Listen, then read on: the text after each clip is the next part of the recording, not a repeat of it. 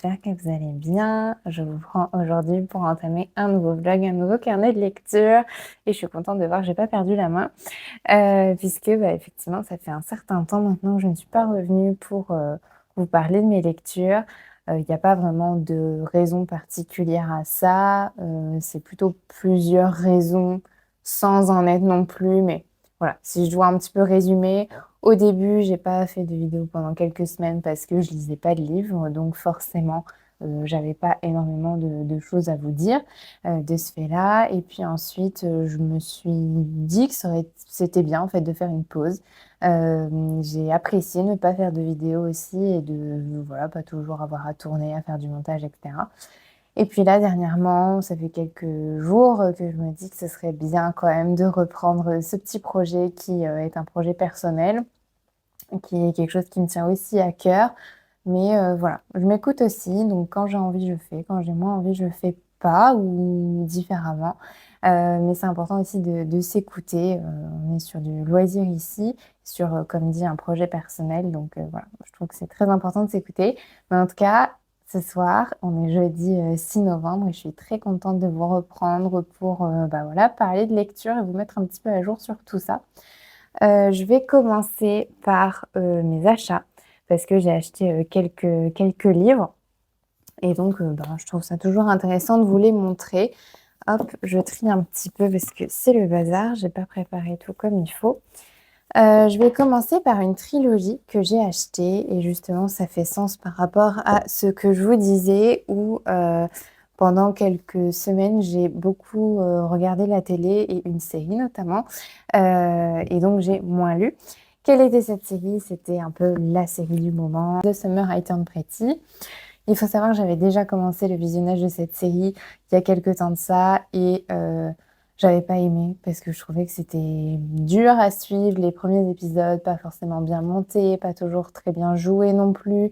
Et puis c'est très très adolescent, hein, les premiers épisodes de la première saison. Pour autant, il y a une collègue au travail qui a conseillé à plusieurs personnes de regarder cette série et de s'accrocher. Et je me suis dit un soir, voilà, je savais pas quoi faire.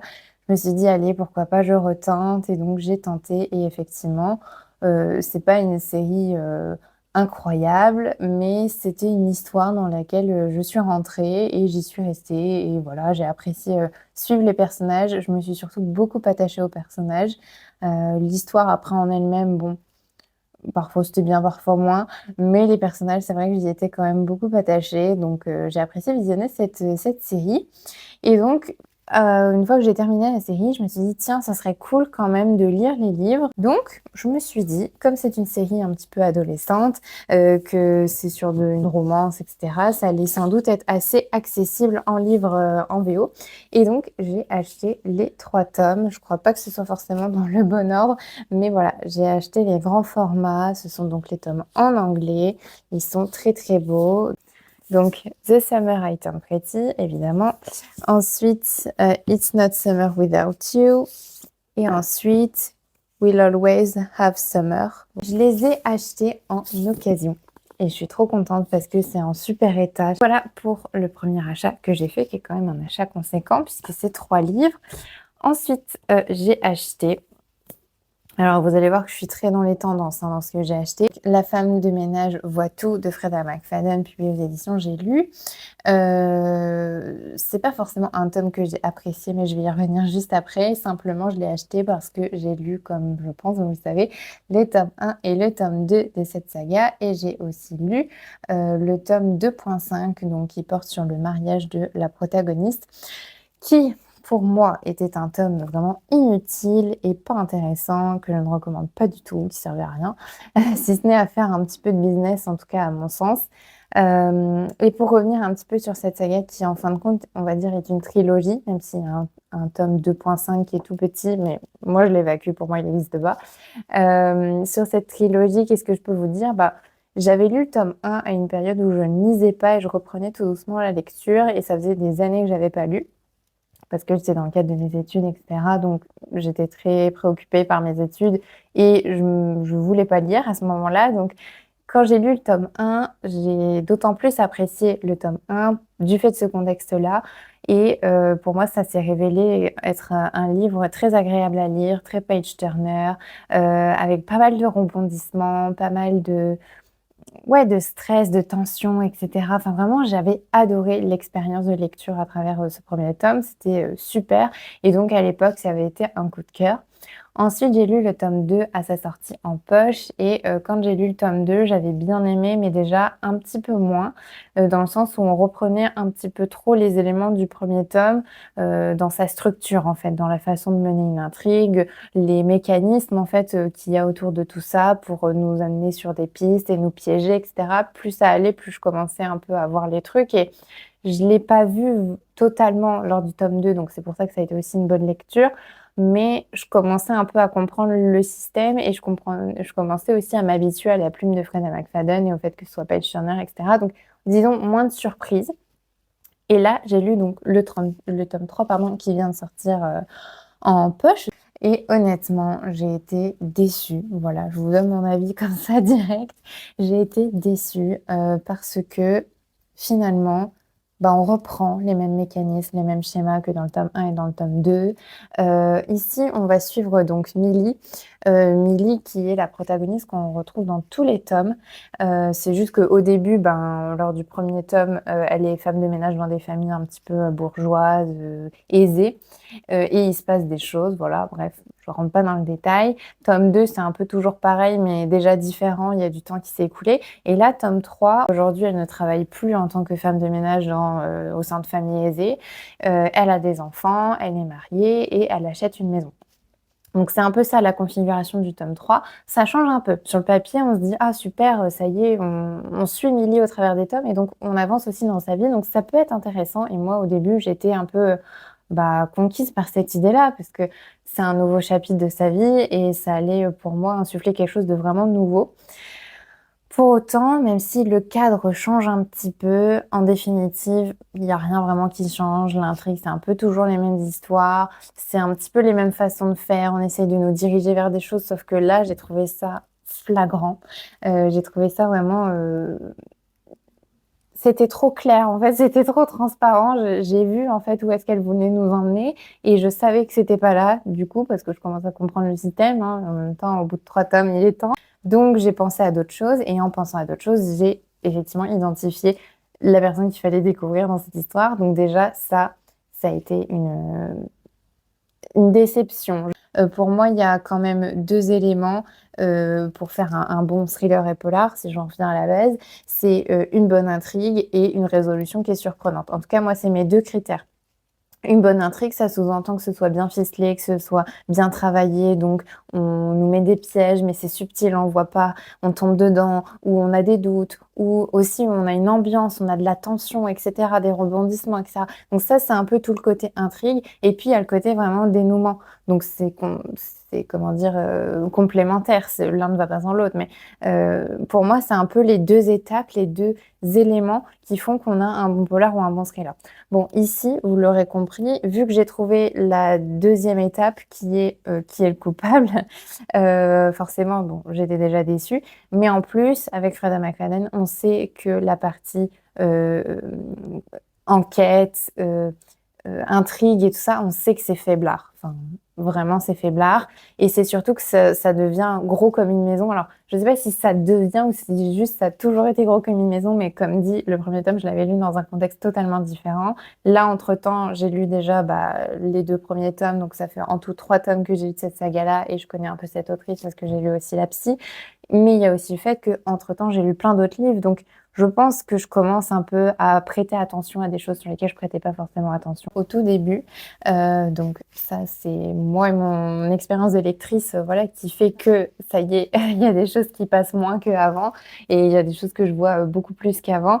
Mais je pense aussi qu'il y a une redite et il y a une usure du schéma en fait par l'autrice.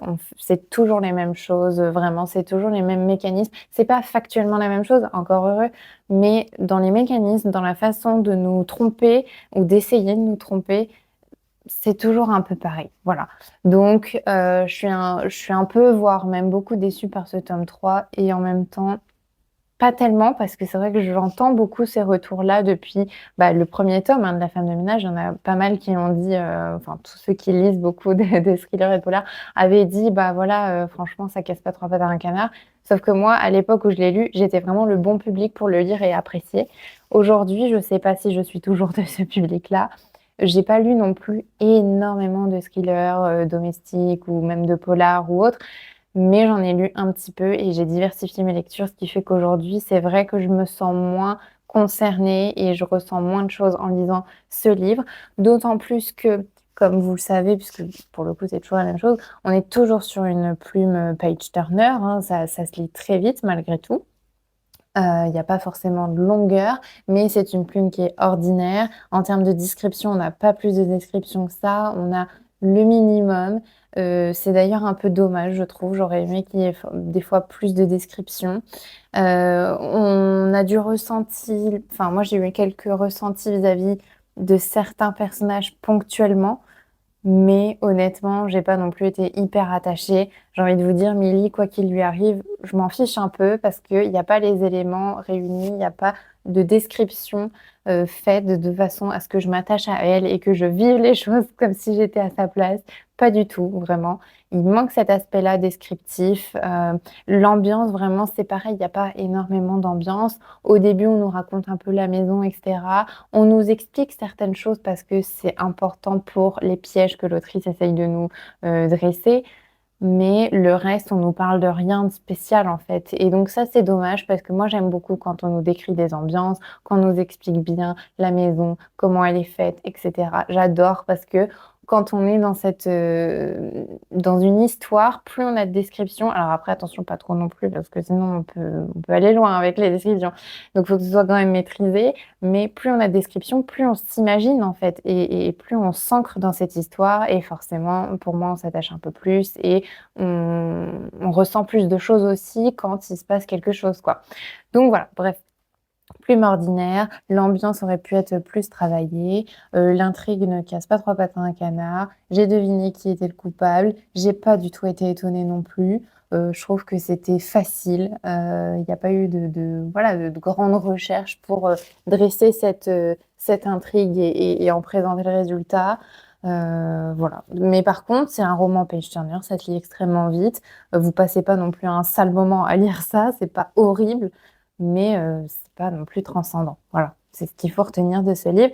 Et j'avoue qu'il était temps que cette saga s'arrête sur ce troisième tome, parce qu'honnêtement, en faire un quatrième, ça aurait été vraiment une erreur, tout comme le tome 2.5 a été une erreur à mon sens. Je pense que c'est bien de s'arrêter à 3, c'est largement suffisant. Si je devais vous donner une note pour ce livre, ce serait 2,5 sur 5. Voilà, je lui donne la moyenne, parce que c'est pas catastrophique non plus, j'ai pas passé un mauvais moment, mais c'était pas un livre transcendant, je vais pas m'en rappeler, je vais pas m'en souvenir et il va certainement moins, enfin c'est même sûr, vraiment très très sûr que il ne me marquera pas autant que le tome 1, c'est évident, parce que comme je le disais, le tome 1 s'est inscrit dans une période aussi et donc j'étais clairement la cible, le très très bon public pour le tome 1, tandis que là le tome 3, je pense que je suis plus trop la cible actuellement. Donc voilà, 2,5 sur 5 pour cette lecture. Et aussi cet achat, parce qu'initialement je vous présentais mes achats. Ensuite, autre achat, et ce sera les 2 derniers livres que j'ai achetés à vous présenter. Ensuite, je passerai aux avis lecture autres. Donc, j'ai acheté, vous allez voir, hein, comme je vous disais, c'est très tendance, hein. J'ai acheté le Pumpkin Spice Café de Laurie Gilmore, publié aux éditions j'allais dire n'importe quoi, HarperCollins France, quelque chose comme ça. C'est HarperCollins. C'est sûr, mais oui, c'est ça, HarperCollins France.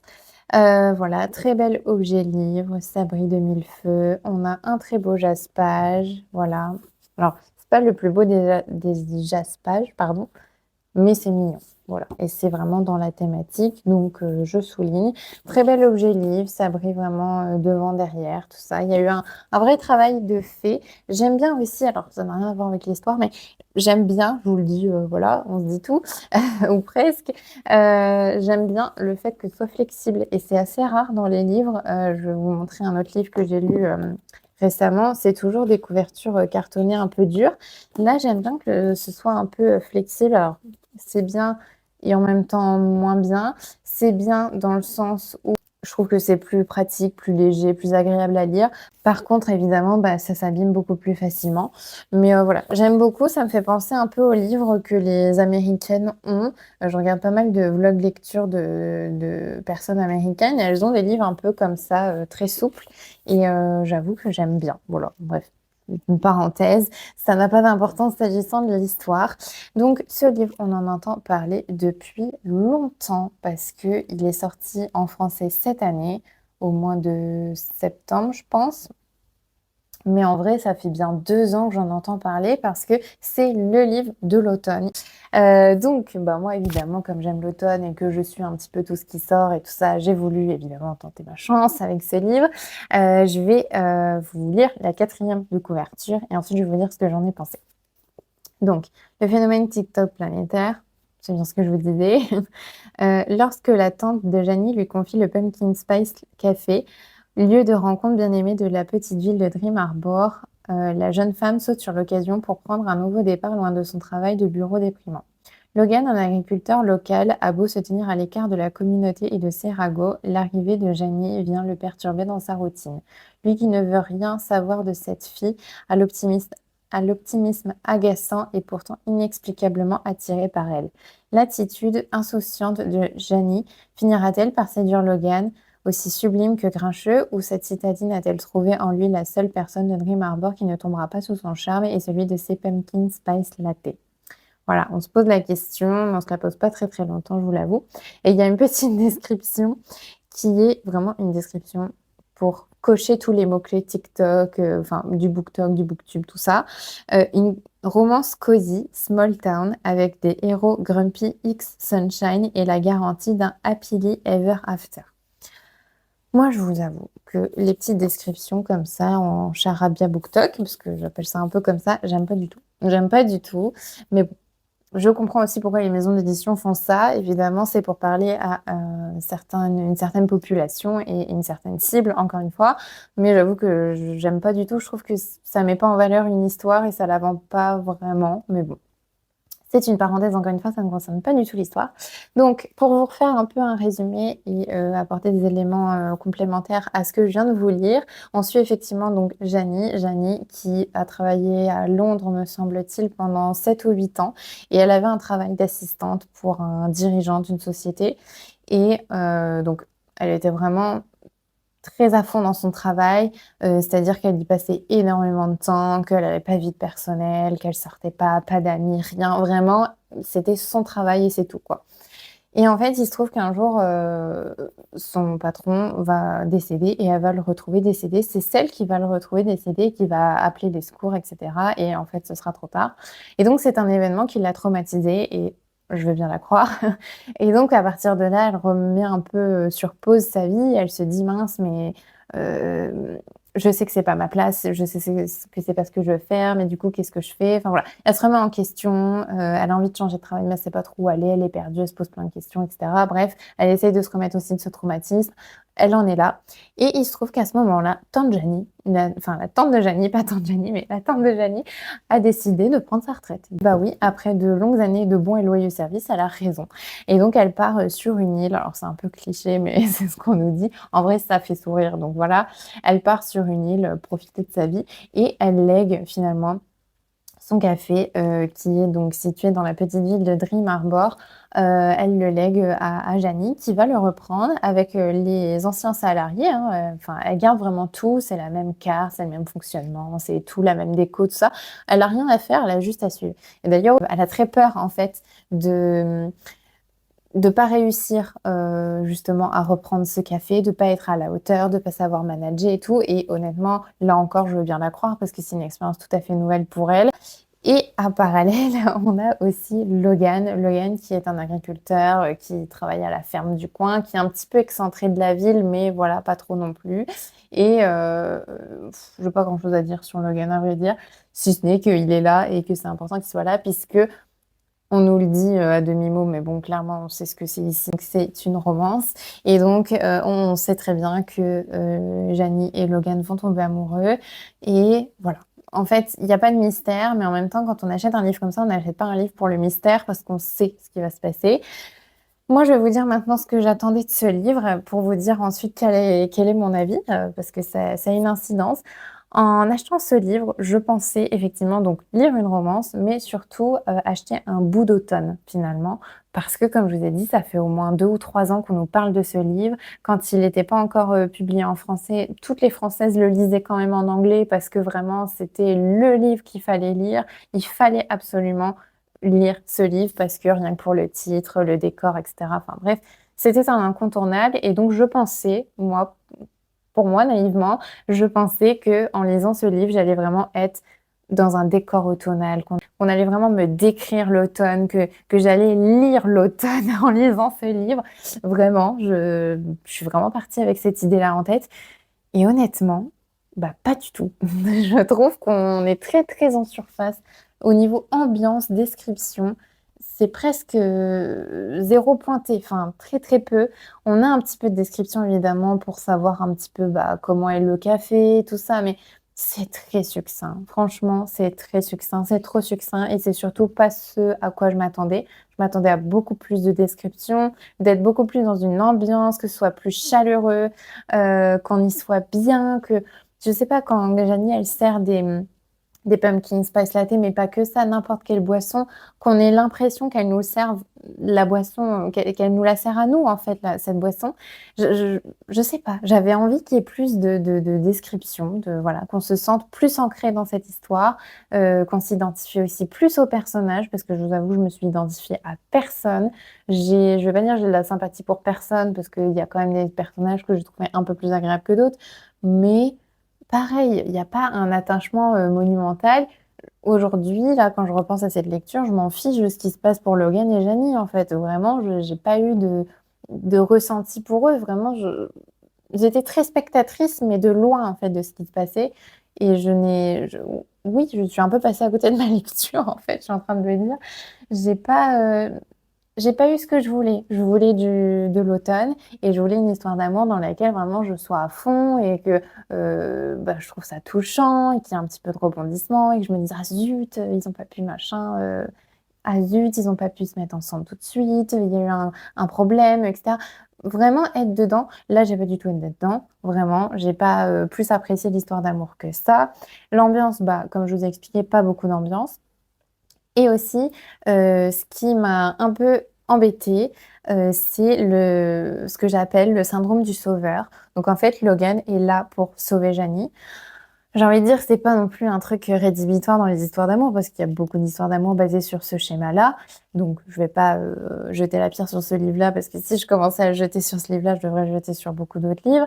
Mais ça m'a un peu fait tiquer, parce que c'était mal exploité et aussi l'histoire d'amour va très vite. Donc voilà, en fait, il n'y a pas vraiment de cohérence, je trouve aussi dans cette histoire d'amour. Ils se voient 2, 3 fois dans le cadre du syndrome du sauveur. Donc en gros, Logan vient, je ne vais pas tout vous dire, mais en gros vient dans le café surveiller, etc.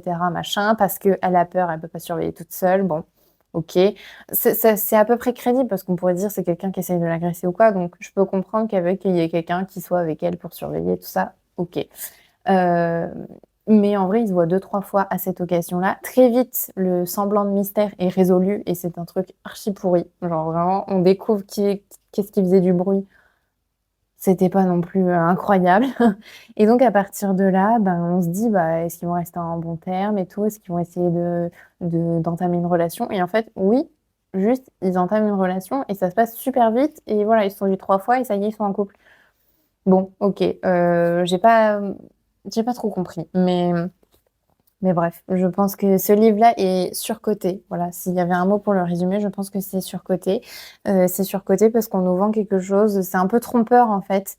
Alors après, c'est du ressenti, mais honnêtement, à ce stade, c'est même plus que du ressenti. C'est pas juste moi ce que j'attendais. C'est vraiment ce qu'on nous dit et ce qu'on nous vend. Et je trouve que voilà, c'est trompeur. Donc je suis assez déçue. La plume, j'ai pas apprécié plus que ça la plume. C'est une plume très ordinaire, voire même parfois dérangeante dans le sens où j'ai remarqué qu'il y avait plusieurs fois la même tournure de phrase, mais vraiment mot pour mot, peut-être 5, 6 fois dans le livre. Et je me suis dit, il y a quand même un sacré problème parce que pour moi déjà, l'autrice devrait être vigilante sur ça. On a tous des tics de langage, que ce soit des tics de langage au niveau oral, mais aussi écrit. Enfin, on écrit tous d'une façon différente. On peut parfois se répéter, et cetera, sans se rendre compte. OK. Mais déjà, bon, en se relisant, on peut changer certains termes, on peut reformuler, on peut tourner différemment nos phrases. Là, ce travail n'a pas été fait par l'autrice visiblement, ou alors la traductrice, pardon, je sais pas. Mais il y a eu un problème là-dessus. Mais après, je me dis, il y a quand même toujours une deuxième étape dans l'édition du livre, c'est la relecture par la maison d'édition. Normalement, il y a des relecteurs. Et donc, je me dis, ça me gêne en fait qu'il y ait des répétitions comme ça, des tournures de phrases, vraiment tout le temps pour la même chose. C'est des configurations factuelles dans lesquelles, enfin, qui sont retranscrites de la même façon tout le temps. Et je trouve ça dérangeant en tant que lectrice. Vraiment, j'ai pas apprécié ça. J'aurais aimé qu'il y ait plus de diversité dans les termes, ouais, il y a un travail de reformulation tout simplement et de relecture. Voilà, la plume n'est pas un point positif non plus dans cette histoire.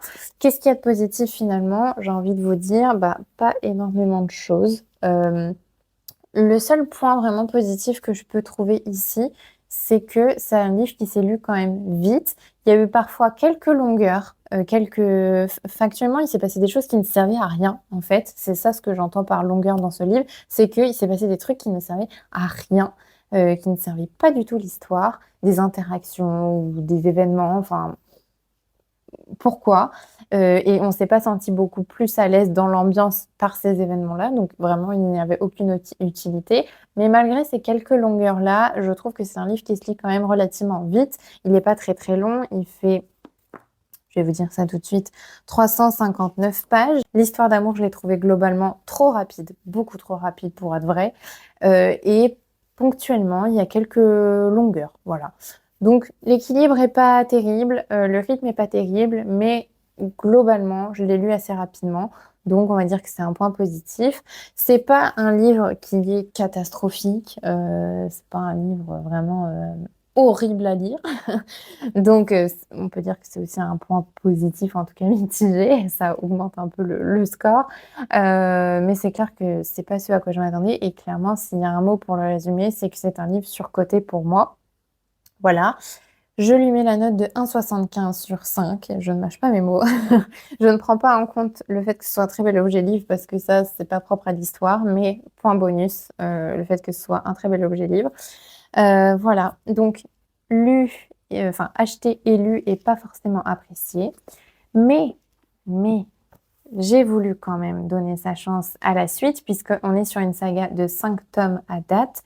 Il y en a 3 depuis hier, parce que le dernier, enfin le tome 3 est le dernier à être paru en français hier.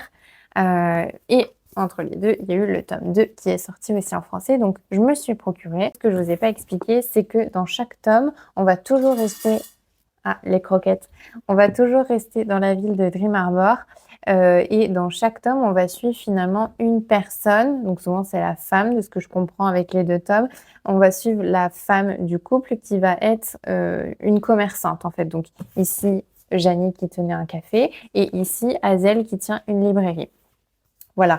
Et donc, petit à petit, on va suivre des personnes. Je crois que le tome 3, c'est à la ferme. Donc, je ne sais pas qui on va suivre, mais il y aura quelqu'un dans la ferme et sans doute encore une histoire d'amour. Je pense qu'en vrai, c'est toujours les mêmes ingrédients. Et je vais rentrer un peu plus dans le détail après.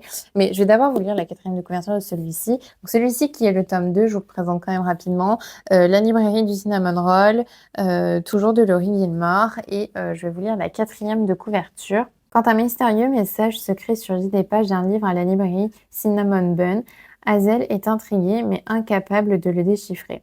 Alors que d'autres codes énigmatiques se glissent entre les pages, elle décide de suivre les indices, mais elle ne peut pas le faire seule. Noah, un pêcheur charismatique, est toujours partant pour l'aventure, saute sur l'occasion. Une chasse au trésor, voilà qui promet d'être palpitant. Et encore mieux, c'est Hazel, la charmante libraire qui hante ses pensées depuis des mois, qui a besoin de son aide. Hazel n'avait pas prévu de tomber sous le charme. Alors que leur quête les entraîne à travers Dream Harbor, l'alchimie entre eux devient aussi irrésistible que les brioches à la cannelle, tout juste sorties du four de la librairie. Il y a une petite description, toujours très BookTok. Une romance une romance cosy, pardon, small town, avec une proximité forcée à lire sous un plaid au coin du feu. Franchement, j'ai voulu j'ai voulu acheter et donc lire le tome 2 pour, 2 raisons, on va dire, plus ou moins, complémentaires. La première, c'est que j'ai envie de continuer cette saga et de donner sa chance surtout au prochain tome, donc celui-ci en l'occurrence. C'est vrai que si celui-ci est catastrophique, je pense que j'arrêterai la saga parce que je veux pas non plus dépenser, 20 balles à chaque fois, parce que chaque livre coûte 19,50 €. Je vais pas acheter, pour 19,50 € pour au final pas apprécier ma lecture. Donc voilà, mais je donne quand même sa chance et comme ça, j'ai la version objet livre qui est jolie, voilà, avec toujours un jaspage. Donc ça, c'est la première raison et la deuxième raison qui est vraiment très, très liée et qui m'a motivée à continuer, c'est le fait que j'ai vu beaucoup d'influenceuses littéraires qui disaient avoir lu toute la saga, donc les 5 tomes à date et qui disaient notamment, il y en a une qui disait que le tome 2 était son préféré, et que le tome 1 était celui, je crois, ou un de ceux qu'elle aimait le moins. Donc je me suis dit: «En vrai, je vais la croire, je vais vraiment l'écouter et je vais donc acheter et lire le tome 2 et on verra après ce que j'en pense de ce tome 2, mais aussi de la saga». Donc c'est pourquoi je l'ai acheté et maintenant que je vous ai lu la 4e de couverture, je vais revenir sur deux trois trucs. Juste avant, donc j'en suis à la page 121. 121 sur c'est important parce que je pourrais pas vous en parler comme pour le premier tome, 361, voilà. Et en ayant lu un peu plus de 100 pages, je peux vous dire qu'il y a des trucs qui me font tiquer dans ce livre et d'ailleurs, c'est clairement dit pour le coup dans la 4e de couverture de ce livre, ce qui n'était pas forcément le cas ici. Mais comme je vous disais tout à l'heure, on a vraiment le syndrome du sauveur dans ce livre, mais en fait, on l'a aussi ici. Et clairement, là, c'est ce que je vous dis, c'est écrit noir sur blanc à 2 reprises dans la 4e de couverture. Je vous relis les passages, mais elle ne peut pas le faire seule et qui a besoin de son aide. Donc Hazel a besoin de l'aide de Noah. Et il y a un autre truc aussi qui me fait tiquer, c'est marqué une proximité forcée. Franchement, c'est faux. Il n'y a pas de proximité forcée du tout. Hazel et Noah depuis très longtemps. Hazel a des vues sur Noah et Noah a des vues sur Hazel. Donc déjà, ça fait pas quelques mois. Et en plus, on peut pas dire que c'est une proximité forcée quand tu es content de faire un truc avec l'autre. Enfin, je sais pas. Surtout que Hazel lui propose parce qu'elle, elle a envie d'avoir quelqu'un avec elle et qu'elle aime beaucoup Noah. Et Noah est hyper content. Genre vraiment, ça arrive sur un plateau pour lui qu'elle lui propose ça. Donc, proximité forcée, c'est pas du tout vrai. Je sais pourquoi ils l'ont mis, parce que proximité forcée, ça fait partie des tropes, comme on dit, de pas mal de livres qui fonctionnent bien en ce moment. Et c'est des choses que les gens aiment bien lire aussi pour, en tout cas, il y a une certaine population qui aime bien lire ce type de livre. Et donc, je pense que c'est pour accrocher et faire envie et voilà, attirer des gens. Mais honnêtement, je trouve ça faux de dire ça. Et l'autre chose, donc ce que je vous disais tout à l'heure, c'est la partie syndrome du sauveur.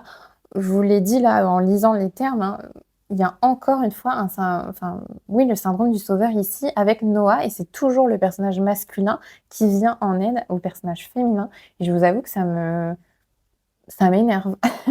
Ça m'énerve parce qu'une fois, quand c'est bien traité, bon, là, c'est une fois, c'est maltraité, pas de peau. Mais quand on parle de ça dans une romance, il y a pas de sujet. Comme je vous ai dit, il y a beaucoup de romances, pardon, qui reprennent ce schéma-là. Donc, il y a pas de problème quand c'est bien traité. Mais quand c'est maltraité, déjà, c'est pas terrible. Et en plus, quand je vois que l'autrice, sur 2 tomes, elle reprend vraiment la même chose, on a l'impression de lire la Freda McFadden de la cosy romance, en fait, un peu. J'ai l'impression que c'est un petit peu ça, Laurie Gilmore. Donc je suis un peu déçue, déjà rien que ça. Et je peux vous dire que c'est pas juste dans la 4e de couverture qu'on dit ça, c'est aussi en lisant le livre que je me rends compte de ça. Là, la mission, parce que dans ce tome-là, comme je vous disais, il y avait des bruits dans le café. Donc elle qui arrive dans un village qu'elle ne connaît pas, et effectivement, elle dort au-dessus du café et elle entend des bruits la nuit, comme des gens qui frappent et tout ça et qui veulent l'embêter. Je comprends qu'elle ait peur et qu'elle veuille quelqu'un qui surveille avec elle. Je comprends. Mais là, elle est dans une librairie, c'est juste des gens qui surlignent des passages dans des livres. Voilà, et c'est pas des menaces de mort qui sont surlignées, ça n'a rien à voir, c'est des petites phrases de drague, de flirt, quoi. Donc je veux dire, il y a pas de risque. Pourquoi elle aurait besoin de Noah pour ça? Ça, j'ai pas compris. Vraiment, je ne comprends pas le fait qu'ils aient marqué: «Mais elle ne peut pas le faire seule». Pourquoi elle ne peut pas le faire seule? Voilà, j'ai été un peu surprise et il apporte aucune aide, Noah, pour l'instant, à part, juste lui dire des vérités, c'est-à-dire lire les phrases surlignées, en fait et juste dire ce qui est écrit, en fin de compte. Ça parle d'une plage, il dit: «Bah, viens, on va à la plage». Enfin, c'est pas une aide non plus incroyable, quoi. Mais bon, bref, je suis un peu agacée, je vous avoue, par cette lecture. La plume, on en est toujours au même stade. L'ambiance, on n'en a pas beaucoup plus dedans. C'est exactement la même chose, en fait, que ça, je trouve. Pour moi, ça va être le même avis. Pour l'instant, on part sur la même chose. J'aime pas beaucoup plus ce livre, que le premier. D'ailleurs, je l'aime pas plus. Je dirais même que je l'aime moins, vu que ça reprend beaucoup trop de choses. Donc voilà, je suis un petit peu agacée, je vous avoue, parce qu'on en entend parler partout et c'est vrai que, bah, moi, je me fais influencer très clairement et j'achète, parce qu'on en parle et parce que j'ai envie de découvrir, mais honnêtement, je trouve pas que c'est à la hauteur de tout ce qu'on en dit et de tout ce que ouais, de tout ce qu'on entend, en fait, de ça. Donc voilà, bref, très déçue pour l'instant, mais je vais quand même continuer ce livre. On va voir où ça nous mène, sachant que, petite précision ici, on sait encore une fois qu'on va tomber sur de la romance, hein, il y a pas de surprise. Mais là, on est même pas enfin, on est à 121 pages, ils se sont embrassés déjà 3-4 fois, quoi. Donc, c'est pareil, en fait. C'est comme ici, ça va très vite. Donc comme ça va vite, à chaque fois, je me dis: «Oh, mais il va y avoir des retournements de situation, c'est pas possible parce qu'il reste au moins, 200 et quelques pages. Donc il faut qu'il y ait de l'activité parce que sinon on s'ennuie». Sauf qu'ici, il s'est pas passé grand-chose en vrai. Donc, je me dis: «Est-ce que là, ça va être la même chose? Est-ce que juste ils s'embrassent et ça y est, ils sont en couple et il se passe 2-3 petits trucs de rien du tout et fin de l'histoire?» Enfin, j'espère pas. Mais voilà, je vous dirai de toute façon. J'arrête de parler de cette saga pour l'instant. Je viendrai vous en reparler en temps voulu. J'ai lu d'autres choses et là, on va passer sur des choses plus positives. J'ai lu, ce tome 2, qui est donc le tome 2 de la saga Les détectives du Yorkshire. Donc c'est Rendez-vous avec le mal de Julia Chapman. Donc tome 2, aujourd'hui, il y en a, je crois, 10 ou 11, peut-être 10. Je sais plus, je crois qu'elle a été arrêtée cette saga-là. Mais voilà, une dizaine de tomes. J'ai lu le tome 1, j'ai adoré et j'ai lu le tome 2, je l'ai écouté d'ailleurs en audio, sur Nextory, et j'ai adoré aussi. Voilà, ça fait du bien aussi de parler de livres qu'on aime. Donc je vais vous lire la 4e de couverture, sachant qu'elle ne spoile rien de cette histoire, ni non plus du tome 1. C'est l'avantage puisque l'intrigue change à chaque tome. Et on va retrouver les personnages qu'on avait déjà dans le tome 1, mais ça, je vais y revenir après. Donc, c'est marqué: «La mort n'est pas de tout repos». Quand Madame Shepherd vient voir Samson O'Brien à l'agence de recherche des Vallons, convaincu que quelqu'un essaie de la tuer, le détective privé pense avoir affaire à une vieille dame un peu sénile. Pourtant, après une série de curieux incidents à la maison de retraite de Felsal Court, il se demande pardon, s'il n'aurait pas dû prendre la chose un peu plus au sérieux. Alors que Noël approche, Samson se lance dans une enquête qui l'oblige à renouer avec les habitants de Bruncliff, cela même qu'il avait fui une dizaine d'années auparavant et qui le traite à présent comme un paria. Et qui mieux que la tempétueuse Delilah Metcalf, propriétaire de l'agence de rencontre des Vallons, peut l'aider à regagner leur confiance. J'ai toujours un doute entre Dalila et Delilah, mais c'est Delilah. Voilà, c'est pour ça que j'ai un peu buggé. Donc effectivement, on retrouve Samson et Delilah qu'on rencontre dans le premier tome.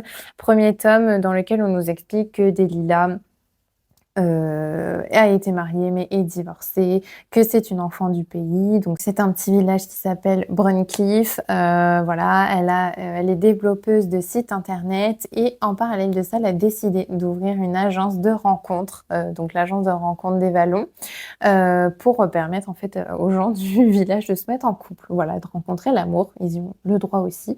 Et donc elle fait des soirées speed dating et tout ça, donc voilà.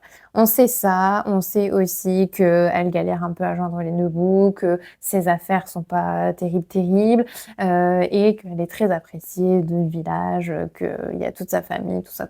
Bref, elle est très ancrée et on découvre aussi dans le tome 1 que Samson O'Brien, c'est quelqu'un qui a évolué pendant toute son enfance avec, Delilah et ses frères et sœurs, enfin et ses frères en l'occurrence, et aussi tous les autres enfants de l'époque, mais il a dû partir en fait à un moment donné pour une raison qui est évoquée dans le tome 1, que je vous évoquerai pas ici pour pas vous spoiler, mais il a dû partir un peu comme ça du jour au lendemain et c'est vrai qu'il est venu, je crois, bon là il disait une dizaine d'années, mais il me semblait que c'était 14 ans, mais Et donc il est revenu récemment pour se cacher, dans le sens où il s'est passé quelque chose. Il travaille dans la police à Londres et en fait, il s'est passé quelque chose, on ne sait pas trop quoi et ça nécessite qu'il se cache en fait, quelque temps, pour qu'ensuite, bah, en fait, il attend un appel de Londres pour lui dire: «Vas-y, reviens, travailler avec nous». Mais pendant une certaine période, il doit un peu se cacher, être un peu sous les radars, donc il revient au village, de Broncliffe. Quand il revient, les gens le dévisagent et le jugent et ne comprennent pas pourquoi il revient. En fait, c'est un village où tout le monde se connaît, tout le monde se côtoie, tout le monde s'apprécie et s'entraide et donc le fait qu'il soit parti un peu du jour au lendemain comme ça, sans prévenir personne, c'est très, très mal vu. C'est vraiment vu comme, de l'irrespect et donc voilà, on est dans cette ambiance-là et donc lui, comme il revient sans un sou, il a pas de logement, rien, il connaît personne et donc il se dit: «Bon, bah, il faut que je m'intègre un petit peu, le temps que ça durera», parce qu'on sait pas combien de temps ça va durer et donc il décide de créer l'agence de recherche des Vallons, qui vise justement à élucider un petit peu des mystères, faire des enquêtes et cetera. Voilà. On pourrait croire qu'il y a pas forcément d'utilité à ça puisqu'on est sur un petit village, mais c'est l'objectif de cette saga, c'est qu'en fait, à chaque tome, il se passe quelque chose et donc il est sollicité et comme Delilah a une très bonne connaissance du village, elle connaît tout le monde, elle a un très bon réseau et cetera, bah, ils sont un peu obligés de travailler ensemble, voilà et il se trouve qu'ils vont pas juste travailler ensemble, petit à petit, ils vont se rapprocher et s'apprécier davantage et renouer le lien qu'ils avaient aussi auparavant, tout en le transformant puisque maintenant ils sont adultes, ils ont avancé. Voilà, donc en gros, ça c'est le contexte global. Je vous spoile rien en disant ça vraiment. C'est le contexte de toute cette saga et dans ce livre, on va avoir un peu une double enquête. Il y a une enquête qui est plus mineure que l'autre, mais c'est un petit peu en parallèle, donc je trouve que c'est pas mal. On va avoir d'un côté donc une disparition, d'un animal, voilà. C'est assez rigolo, enfin dit comme ça, mais il va y avoir une vraie enquête et tout ça, fait pour cet animal et en parallèle de ça, il y a effectivement ce qui se passe pour Madame Shepherd. Je ne vais pas vous en dire plus, mais c'est pas que pour elle non plus, c'est pour d'autres personnes et notamment, les autres personnes qui, habitent à la maison de retraite de Fayside Court. Voilà, je vous en dis pas plus, en gros, il y a une double intrigue. J'ai trouvé que les 2 étaient bien menés. Il y en a une, comme je vous disais, qui est plus mineure que l'autre, donc le dénouement est un peu plus simple, mais c'était quand même assez rigolo et assez bien pensé. La deuxième intrigue qui est beaucoup plus sérieuse pour le coup, elle est très bien menée aussi et c'est quelque chose que j'aime beaucoup de ces cosy mystery là parce qu'on n'est pas encore une fois sur du polar, ça se veut pas être polar ou vraiment, on n'est pas sur la meilleure enquête de tous les temps, ça c'est clair. Mais c'est pas vendu comme tel et malgré tout pour du cosy mystery, je trouve que c'est quand même des enquêtes qui sont à la hauteur, qui, moi des fois me mènent sur des pistes qui sont pas les bonnes et je me fais un peu plus ou moins avoir. J'ai plusieurs options dans ma tête à chaque fois, je me dis: «Bah, ça peut être ci, ça peut être ça» et cetera et je trouve que c'est quand même vachement bien fait. Alors que c'est vraiment pas le cœur de ce livre, c'est une des composantes, mais c'est pas le cœur, l'unique cœur de ce livre. Autre chose que j'ai beaucoup aimé dans cette lecture, c'est, quelque chose que j'avais vraiment adoré dans le tome 1, c'est l'ambiance. Parce que là, pour le coup, on n'est pas comme dans ce type de livre, on a une vraie ambiance. On connaît tous les personnages, mais vraiment on les connaît comme si c'était nos voisins et qu'on les côtoyait. On connaît les lieux, de vie, donc les pubs, les maisons et cetera. La maison de retraite, moi je connais quasiment enfin j'arrive, je dis: «Je connais», mais je m'imagine en fait toutes les chambres, toutes les pièces communes et cetera, tellement que c'est bien décrit en fait et ça j'aime beaucoup parce qu'il y a pas non plus trop de descriptions. On n'est pas, noyé dans la description et des détails qui servent à rien. Mais on a quand même assez pour vraiment se projeter, s'imaginer et je trouve que c'est trop important quand on lit des livres, l'imaginaire a vraiment une place très, très importante. Donc il faut qu'on ait des éléments en fait, il faut qu'on ait de la matière, pas trop non plus parce qu'il faut qu'on ait notre liberté aussi et qu'on s'imagine, oui, librement ce qu'on lit, mais il faut quand même qu'on soit un peu guidé, pour se sentir bien dans l'ambiance, pour se sentir ancré, à l'aise et se sentir comme si on côtoyait les personnages et vraiment, c'est une des forces de Julia Chapman. J'ai l'impression qu'on est à certains moments dans la maison de retraite de Fayside Court, qu'on est à Broncliffe, qu'on est dans le pub, qu'on vraiment j'ai l'impression d'y être. J'ai l'impression que Lucie, elle est en train de nous faire des pâtisseries. Enfin, on y est quoi, on y est, il y a de la description et vous remarquerez quand même qu'en termes de pages, ils font 300 à 400 pages. Ils sont pas franchement beaucoup plus longs que celui-ci, enfin que ces livres-ci, hein. C'est peut-être des pages un peu plus, comment dire? Tassées. Il y a beaucoup plus de texte par page, c'est ça que je voulais dire. Mais malgré tout, on n'est pas non plus sur une brique, quoi. Donc, il y avait quand même clairement moyen ici de nous en donner plus. Mais bon, soit c'est autre chose. Mais ça, c'est vraiment un très très bon point pour ce livre parce que moi, je me suis sentie très bien dans cette histoire et ça aide aussi beaucoup à s'attacher au personnage.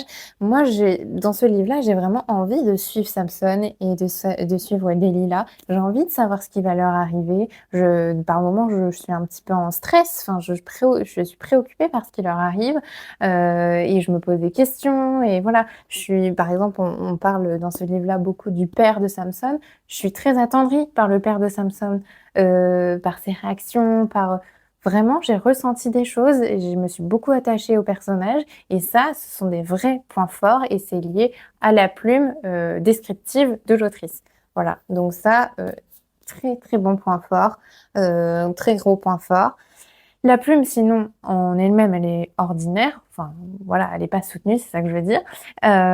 Mais elle est descriptive, pile ce qu'il faut, donc c'est bien, ça se lit bien. Il n'y a pas tellement de fautes d'orthographe, il n'y a pas tellement de soucis de tournure de phrases. Je trouve qu'au contraire, c'est plutôt agréable à lire. C'est quand même assez riche et diversifié. On tombe pas sur, comme dans ce type de livre-là, on tombe pas sur 5 fois le même type de phrase ou la même structure de phrase. Ça change beaucoup. On voit quand même qu'il y a un vrai travail aussi, je pense, de relecture derrière. Donc j'ai vraiment beaucoup, beaucoup aimé. Que dire d'autre? Je vous ai dit qu'il y avait des émotions, je vous ai dit que je m'étais attachée globalement à plein de gens, que j'aimais bien l'ambiance, que j'aimais bien les intrigues. J'aime tout en fait dans cette saga-là. Et honnêtement, je pense que c'est en train de devenir une des sagas Cozy Mystery que je préfère, si ce n'est celle que je préfère. J'en ai pas lu non plus énormément, mais parmi celles que j'ai lues, elle est très très bien positionnée. J'aime beaucoup et j'en suis qu'au tome 2, c'est dire. J'ai beaucoup d'attentes aussi des autres tomes parce que forcément, comme je vous ai dit, il y en a au moins 10. Donc j'espère que ça va toujours être aussi bien. Je vais vous donner une note. Je vous donnerai une note de 5 sur 5. Voilà. Et je dirais peut-être même coup de cœur parce que j'aime trop, en fait. J'aime beaucoup, beaucoup l'ambiance. Surtout qu'ici, on est sur une ambiance de Noël et j'ai bien aimé. C'est pas forcément tout à fait pile poil la saison, mais on s'en rapproche et j'ai bien aimé. Voilà, les descriptions de sapins de Noël, de neige, etc. C'est très cosy, c'est très chaleureux, c'est tout ce qu'on cherche en fait dans ce type de livre. Et comme je vous ai dit, c'est sans non plus affecter la qualité des intrigues que je trouve quand même être pas trop mal pour ce type d'ouvrage. Voilà, c'est tout pour celui-ci. J'ai lu un autre livre aussi qui n'a rien à voir. Juste je reviens en arrière. Ce livre aussi, je l'avais mis, me semble-t-il, dans ma pile à lire du Pumpkin Autumn Challenge. Je crois, je suis pas sûre, mais il me semble. Donc si c'est ça, je suis très contente parce que ça fait un livre en moins. Et j'ai lu aussi celui-ci qui s'inscrit dans le cadre du Pumpkin Autumn Challenge. Toujours, je vais y arriver. C'est un livre qui me faisait pas du tout envie et que j'avais eu un Secret Santa à mon précédent travail. J'ai jamais trop compris pourquoi on me veut faire ça. Je savais pas s'il y avait un message derrière ou pas. Je pense pas forcément, du coup, maintenant que je l'ai lu. Mais en tout cas, j'ai été agréablement surprise. Je vais vous lire la 4e de couverture. Donc, il m'aura fallu courir le monde et tomber d'un toit pour saisir que je disposais là sous mes yeux, dans un pays si proche dont j'ignorais les replis d'un réseau de chemins campagnards ouverts sur le mystère, baigné de pur silence miraculeusement vide. La vie me laissait une chance, il était donc grand temps de traverser la France à pied sur mes chemins noirs. Là, personne ne vous indique ni comment vous tenir, ni quoi penser, ni même la direction à prendre. Donc, on est sur un petit livre de Sylvain Tesson qui s'appelle Sur les chemins noirs, publié aux éditions Folio. Je dis petit livre parce qu'il fait, je vais vous dire ça tout de suite. Hop. 171 pages, voilà, il est décomposé en 6 parties, donc en fait il y a 5 parties plus l'avant-propos. Et au tout début, j'ai trouvé ça très cool, il y a des petites cartes. Donc avant de vous préciser ce qui est écrit sur les cartes et tout ça, je vais vous faire un petit topo vite fait de quoi ça parle. Donc je sais pas si c'est entre guillemets autobiographique ou de l'autofiction ou quelque chose comme ça. En fait, je saurais pas dire si c'est vraiment Sylvain Tesson qui a fait ça. Je pense que oui. En tout cas, c'est écrit comme si, c'était lui qui avait fait cette traversée et je pense que c'est lui qui a fait cette traversée, mais j'ai pas regardé sur internet. Voilà, c'est ça que je veux vous dire. Donc en gros, on suit moi je vais vous dire que c'est Sylvain Tesson. On verra si c'est pas lui, vous adapterez, mais l'idée est la même. On suit donc, Sylvain, qui, comme dit au début, a eu une chute, a fait une grave chute et donc a dû être rééduqué pendant longtemps, enfin être d'abord soigné puis rééduqué pendant longtemps parce qu'il pouvait plus marcher et cetera. Et il se trouve qu'au jour où il a pu marcher, il s'est dit: «Je vais, traverser la France, mais je vais pas traverser la France en mode je vais faire un Tour de France, classique, je vais faire autrement». Il s'est dit: «Je vais, parcourir les chemins noirs». Donc en fait, c'est vraiment les chemins de campagne, au cœur de la ruralité. Il va aller dans les endroits en fait les plus ruraux possibles, les plus reculés possibles, vraiment dans la campagne profonde et donc il va faire un petit tracé. C'est pour ça que je vous ai dit que j'allais vous expliquer un petit peu, avant pour vous montrer ensuite les cartes parce qu'il y a une logique. Donc il y a d'abord cette carte-ci.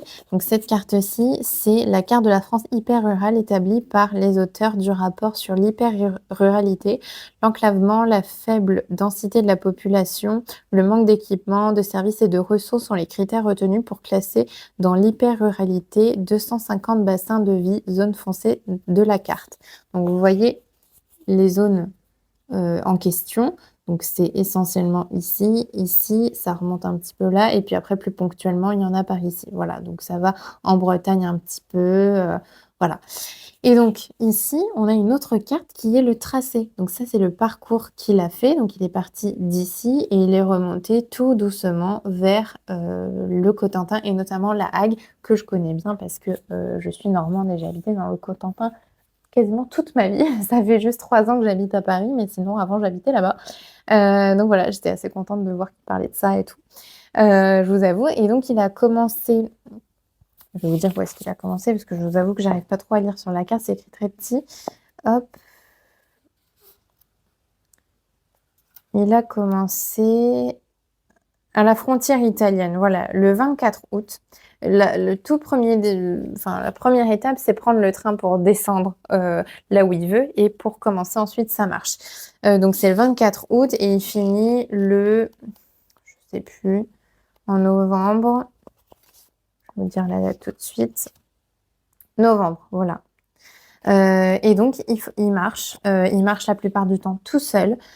Parfois, il y a effectivement des interactions avec des personnes qu'il rencontre, notamment beaucoup d'agriculteurs ou voilà, des commerçants dans les villages et tout ça. Et quelquefois, il a des connaissances, des amis qui vont venir avec lui sur une journée pour marcher avec lui. Et donc, qu'est-ce qu'on a dans ce livre-là? On a comme un carnet de bord en fait de cette traversée. Mais c'est pas juste on décrit, enfin, Sylvain Tesson ne décrit pas chaque étape de ce qu'il a fait, ce qu'il a dit, ce qu'il a mangé, où est-ce qu'il a dormi, etc. C'est pas forcément ça. C'est juste qu'il nous donne les étapes. Donc les étapes, vous les voyez sur la carte. C'est avec une date et le lieu. Donc tout ça, ça compose en fait des sous-parties de chacune des 5 parties qu'on a dans le livre.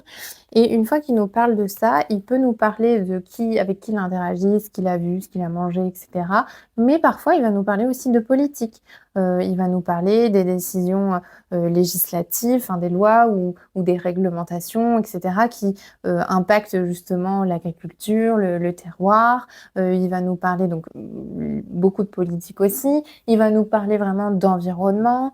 Il va nous parler de tout ce qui est les agriculteurs vraiment concrètement puisqu'il en rencontre. Il va nous parler de souvenirs. Il va nous parler du fait qu'avant il était malade et qu'aujourd'hui il se retrouve à marcher, un peu son évolution là-dessus. Enfin voilà, il nous parle un peu de plein de choses, il nous partage ses pensées.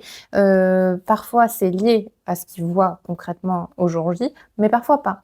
Mais ça a quand même un lien toujours avec la nature, la ruralité, le fait que il y a aussi quelques inégalités qu'on connaît tous, hein, je pense. C'est quand même assez connu qu'il y a des écarts entre ce qu'on a en ville et ce qu'on a dans certaines campagnes.